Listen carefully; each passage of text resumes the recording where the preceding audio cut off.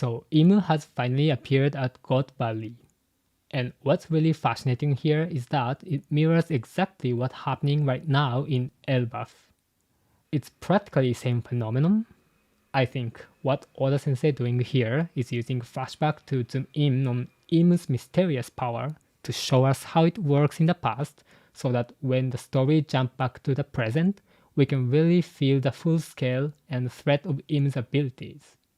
Now, on the final page of this chapter, we see 4 key figures, the ones who are clearly going to become the central players in the rest of the God Valley incident. And interestingly, their roles seems to perfectly parallel the 4 main figures we've been seeing in the chapter 1121. Here on this channel, LunaPienArt, and over on Dawn Dusk channel, we've been talking for a while about how a God Valley 2.0 type of event could happen, another world-shaking conflict centered around these 4 individuals, Luffy, Kobe, Blackbeard, and Imu. And this scene might be the first real hint Oda Sensei's given us toward that direction. And honestly, after going through this whole chapter, I feel like I can kind of see the shape of what Oda Sensei might be planning for the story's future. The biggest clue comes from something said at Jump Festa 2024, and we'll dig into that later in this video. Lately, more and more of you have been saying look forward to hearing about Japanese nuance in these breakdowns. And honestly, that makes me really happy. Because of that, I actually publish full Japanese breakdown of every line and narration every week right when a new chapter drops. So if you're someone who reads One Piece in English but want to dig deeper into original Japanese nuances, you're always welcome to check out my channel or my Patreon page where I post those detailed language breakdowns. For example, in this chapter, Roger's line in Japanese is surprisingly poetic, way more layered than it sounds in most translation versions. And Goring's dialogue too actually leaves room for multiple interpretations in Japanese text. Also, I've got a new Dawn Dusk video on the works. It's taking a bit of time, but I promise it'll worth to wait. And as always, I've got a bunch of new materials lined up, including some features straight from Japanese magazines, so if you're interested in that side of things too, definitely stay tuned. In chapter 1161, we have the couple of Rayleigh and Shakuyaku in the spotlight. And now, in this chapter, the focus shifts to another pair, Roxy Xebec and Eris.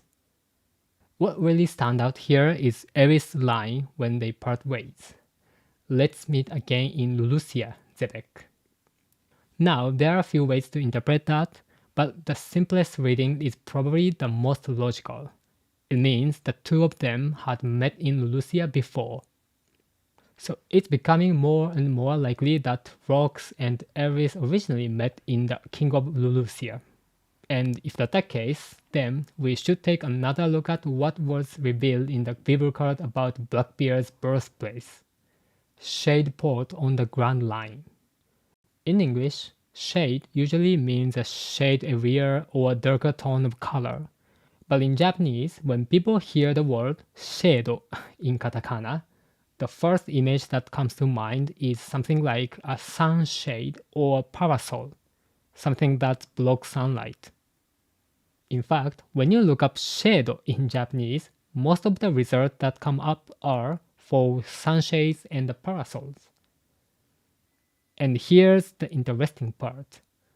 The Lulusia kingdom actually has sunshade drawn in the background of its scenes. So could it be that Shade Port, the place where Blackbeard was born, was actually the port town of the Lulusia kingdom? We already know from chapter 904 that Lulusia has port city, Minatomachi, so that lines up perfectly. It's very possible that Shade Port is simply the name of that harbor. There's even a Dr. Lulusia named Dr. Blackbeard, the same name as Teach's epithet later on. And when you think about how Blackbeard eventually disrobed Drum Island, Drum Kingdom, which was known as a medical powerhouse, that connection gets even more interesting. Dr. Blackbeard, and Drum Kingdom. And 2 years later, we see Momohige, Peachbeard, one of Blackbeard's subordinates, attacking Lulusia. Maybe that wasn't random at all. Maybe Blackbeard was planning to reclaim his birthplace as a part of his own territory, sending his subordinate to take over the kingdom during the time when its defenses were weakest, because of Reveille period. This Lulusia part is actually shown in Ace's cover story, and it's one of those details that feels way too symbolic to be coincidence. We see Ace heading towards Sunshade while striking a pose that's almost identical to Nika's, and that visual alone speaks volumes. Back when Ace fought Blackbeard, there was that unforgettable line. 太陽か闇か勝者は一人だ. Sun or darkness, only one can prevail. Looking back now, that line feels like it was foreshadowing the entire idea of the sun god Nika being swallowed by shade. In other words, Ace's defeat might have been written into fate from very beginning. And that ties perfectly into the structure I talked about at the start of this video. Originally, it seems like Ace was meant to inherit Roger's role, while Luffy was supposed to inherit Garp's. Remember, Roger once said, "It will be my son who find the One Piece." And Garp's plan, of course, was to raise Luffy into strong marine. But fate had another plans. Luffy became a pirate instead, and Ace lost his life at Marineford War. So now it's Luffy, the one who literally inherited Ace's will, who takes Roger's place, and Kobe, the marine shaped by Luffy's influence, who steps into Garp's role. Meanwhile, the will of rocks was clearly passed down to Blackbeard, and Imu, still alive and pulling the strings, continued to embody that ancient presence. Which means the same lineup, the same battle formation we saw at God Valley, might very well repeat itself in the final conflict. And then there's Eris. She says, "I'm already a proud member of the Davy family." That tells us something important. She wasn't born into Davy lineage, she became part of it through her marriage to Rocks. I mean Davy the Xebec. That's a huge clue, because it suggests that even within the so-called D clan, there may be members who weren't connected by blood, but by marriage, by ideology, or by inheriting someone's will. Another key moment worth paying attention to is what Rocks does after parting ways with Eris. He stands in front of the God Knights and the Demon Nami, slashes the ground with his blade, and he says, "I'd prefer if you didn't come any closer." Now, doesn't that sound familiar? It should, because we've seen almost the exact same thing before. Remember when Luffy sets sail for New World? In that moment, Rayleigh also slashes the ground and told the Marines, "I'd suggest you don't cross this line." Rocks and Rayleigh used almost the same line and the same technique. In both cases, the purpose was the same: to protect someone. At Sabaody, Rayleigh was shielding Luffy and his crew, and at God Valley, Rocks was doing the same, stopping the God Knights from pursuing Eris and Teach. It's such a stylish parallel to kings of their generation, both risking everything for sake of women. Now, I personally think what we are seeing here is another form of Conqueror's Haki, or rather, an advanced application of it. Think about it. By embedding his Haki into the ground itself, Rocks could have created a kind of invisible barrier, a zone where anyone who tries to cross it instantly becomes overwhelmed by his Conqueror's aura. If that's true, then it's possible that there are places in the One Piece world that use this exact type of mechanism. Imagine this. At the entrance of Laugh Tale, there could be a massive Conqueror's Haki barrier left behind by Joy Boy himself. Maybe only someone with equal or greater willpower, the same level of Haki, can cross it. That would mean the final island isn't just hidden by location, but protected by willpower itself. And by the way, the scene of Ares escaping, it's almost identical to the moment when Kawamatsu's mother helps him flee after one of those subtle visual parallels Oda Sensei loves to include. And then we see the pursuers. Two of the God's Knights, along with several members of Davy family who've taken on demonic forms, similar to what we saw with Dory and Brogy. At that moment, Rox says something very telling. Anyone they catch up to ends up turning into that form. That line is huge. It directly connects to what we saw in Elbaf, where the giant warrior who got cornered by Dory and Brogy also transformed into demonic figures. So it's safe to say that same phenomenon is happening here at God Valley too. Now here's where it gets interesting. Rox calls the two figures chasing him Oyaji and Baba. The word Oyaji almost certainly means father here. Strictly speaking, you can sometimes refer to someone as that old man, ano oyaji, even when you don't actually know them personally. It's a third person usage.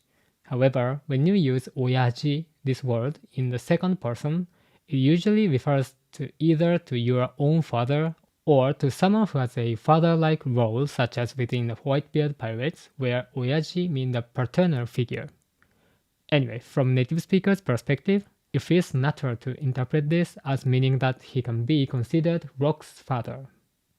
But Baba is where it gets tricky. In some translations, it rendered as grandmother, but that's not necessarily accurate. In Japanese, Baba doesn't always refer to actual grandma. It's a rough, kind of rude way to refer an older woman. It could mean old lady, or even just cranky middle-aged woman. So we don't actually know if this person is Rox's grandmother or maybe just an older woman who raised him, like a caretaker or a neighbor figure. Then we reach the big moment. Imu appears at God Valley by possessing Saturn. It's the same kind of parasitic phenomenon we've seen recently with Imu and Gunko in Elbaf. So based on this setup, it looks like the coming fight will pit Rox, Whitebeard, and Kaido against Imu, or more precisely against Saturn while he's under Imu's control. And interestingly, both Roger and Garp sensed Imu's overwhelming haki the instant he appears.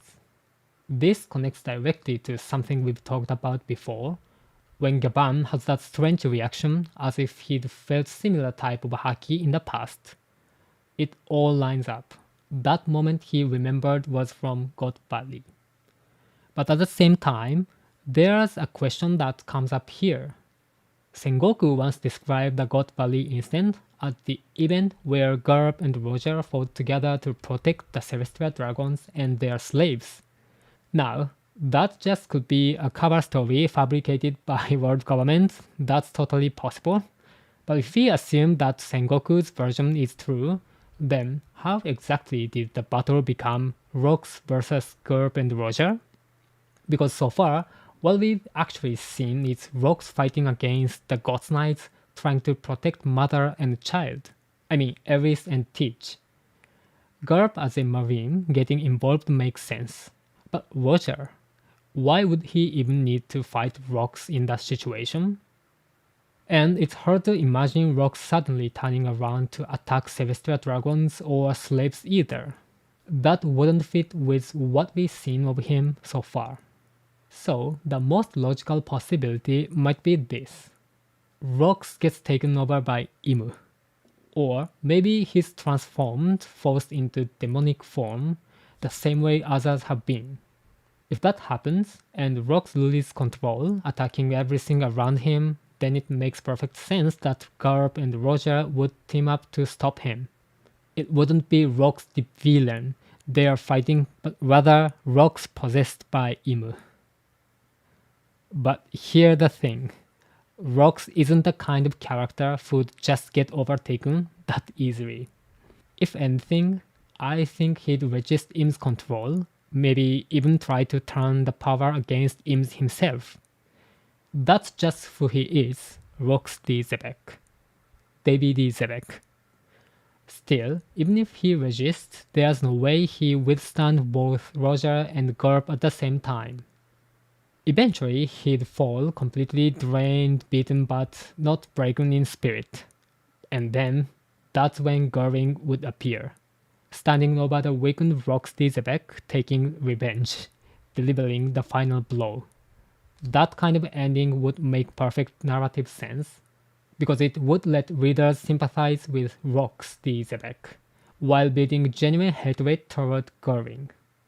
And the one who ultimately carried on Rock's will, the one who fulfilled that revenge, would of course be Marshall D. Teach. Remember what Oda Sensei said in the Jump Festa 2024 message? Something strange is happening across the seas. Finally, that man will shake the world itself. I think that line was pointing straight at Blackbeard.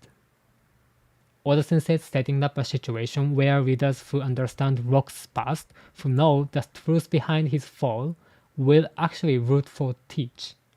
Which makes me think, in the end, Blackbeard might not just inherit Rock's will, he might go one step further, using Im's own power against them, becoming the ultimate final boss who embodies both darkness and rebellion. And in this chapter, Goring mentioned that Rock's attack left a wound on his head, and that it's taking the time to heal. That's an important detail because it likely means Rox uses the same kind of attack that Gaban once used on Somers, an attack infused with Conqueror's Haki. Remember, Gaban once told Luffy, engrave the way you use Conqueror's Haki into your very core. 覇王色の使い方を肝に銘じておけ. That line is key, and I think it's directly tied to what we're seeing with Rox here. So how does its form of Conqueror's Haki actually work?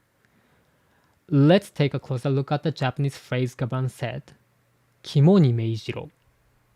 It's a phrase that means engrave it deep in your heart and never forget it. It carries a sense of taking a lesson, a warning, and searing it into your very being so you can live by it. Now, kimo literally means liver, but in Japanese, it's also used metaphorically to mean spirit, or the core of one's heart. And meijil means to engrave, as if you're carving words into metal or stone.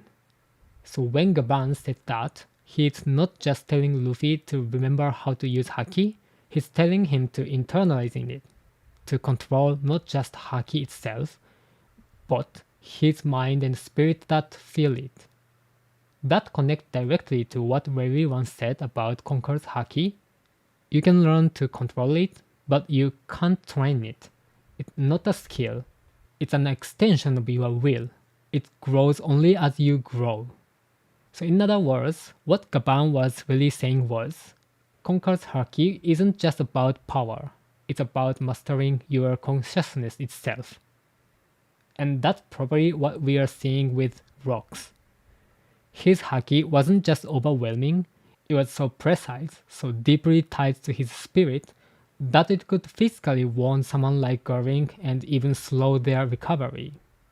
That's not just strength, that's control at a level that borders on spiritual. Now, this idea of spirit, or mental strength, is becoming more and more important in the world of One Piece.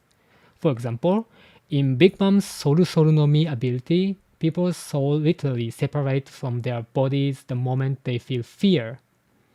That shows us something really interesting. What keeps your soul and body connect isn't strength or power. It's unshakable will. Since Jinbei had unshakable will, he could resist it. Rayleigh once said that Conqueror's Haki itself is an expression of one's spirit. So if that's true, then the essence of Conqueror's Haki isn't just intimidation, it's about overwhelming your opponent's soul by planting deep, instinctive fear within them. And here's where it gets fascinating. If members of the God's Knights feel even the slightest fear toward the person's Conqueror's Haki, that emotional disturbance might actually disrupt their connection to the demonic powers they use, even if only for a moment. Think about it. The same logic applies to armament haki as well. It's not like someone's arm literally turned into steel when they use it. What's really happening is that armament haki manifests as a layer of spirit, a projection of one's fighting will. And Logia users, they are also connected to devil powers, right? Their abilities are born to their soul and consciousness. That's why they can freely manipulate their elemental bodies. So when a Logia user is struck by armament haki, it's not just a physical clash, it's a spiritual confrontation. The user's body falters, because the haki's armor of will inflicts a kind of subconscious fear that interrupts their ability's function. Which brings us back to God Valley. Even though Garvin always appeared composed, cold, and confident, deep down, on a subconscious level, he was terrified of Roxy Xebec. He may not have realized it, but that buried fear was enough to disrupt his focus and make his defense falter. And that is probably what we just saw play out. So as we saw back in chapter 1096, Kuma and Ivankov were in the close to eating the fish fruit, model Azure Dragon, and the Paw fruit, Nikyu Nikyu no Mi. But they were stopped at the last second by Big Mom. She managed to get her hands on the Azure Dragon fruit first, but right after that, Kaido attacked her from behind and stole it. Now, Big Mom later claimed that she gave the fruit to Kaido at the Onigashima, but let's be honest, that sounds like either pure bravado or some serious memory distortion. You know, people have a tendency to relight their own memories to make things sound better, and Linlin's no exception. And still, what's wild is that even after getting backstabbed like that, 38 years later, she ends up forming an alliance with Kaido. That alone shows how much she might genuinely care for him, treating him almost like a mischievous little brother. Then we get that iconic panel, Kaido happily munching on that devil fruit he just stole. Normally, when someone eats devil fruit, Oda-sensei loves to highlight that "ugh, it just tastes disgusting" reaction. That kind of reaction. They're grimacing, choking, gagging. But Kaido? He's just grinning, totally satisfied. It's such a rare moment, he looks genuinely happy. You can almost feel his excitement. This 21-year-old who just got his powers, thrilled to show off his dragon form to his seniors. It's that perfect mix of awe and innocence that makes you think, yeah, this is a Kaido we never got to see before, the one who still dreamed big. And here's where we hit a bit of a problem. Big Mom manages to get fish fruit, right? And then she says she's going to give it to Katakuri to eat. Yeah, that's a huge contradiction. Because according to Katakuri's Bible card, we already know he ate the Mochi Mochi no Mi 43 years ago. So if he already had a devil fruit ability back then, there's no way he could have eaten another one, unless he had body like Blackbeard, which we know he doesn't. So this leaves us with two possibilities. Either Oda-sensei will eventually correct Katakuri's Bible card, or there'll be some clarification about Big Mom's line here. But as things stand right now, this scene doesn't line up with the established timeline. Of course, there's also the small chance that Linlin simply didn't realize Katakuri was already a devil fruit user at that point, but that's pretty wild for a mom like her. Alright, so that's gonna wrap up today's breakdown. This time, we focused mainly on rocks and looked at the newest One Piece chapter from the perspective of the original Japanese version. There's still a ton more I didn't get to cover here, so if you want the full deep dive, including all the linguistic nuance and extra theories, make sure to check out my page. I've also uploaded the biblical translations and the detailed explanation we went over today, so feel free to take a look. And by the way, I also offer a Japanese private lesson, as well as translation and marketing support for anyone running a business related to Japan. If that's something you are interested in, you can reach me throughout Instagram, direct message, or email. All the info's down below. Thanks so much for watching as always, and I'll see you nakama in next video.